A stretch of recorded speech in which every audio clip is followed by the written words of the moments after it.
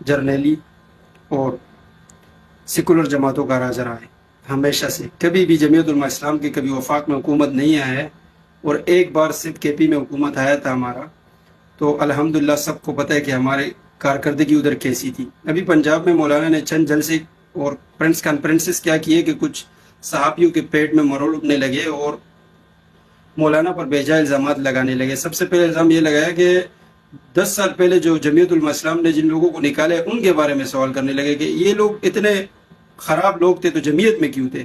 تو بھائی جمعیت کو پتہ چلتا ہے کہ یہ آدمی جو ہے نا یہ خود غرض ہے،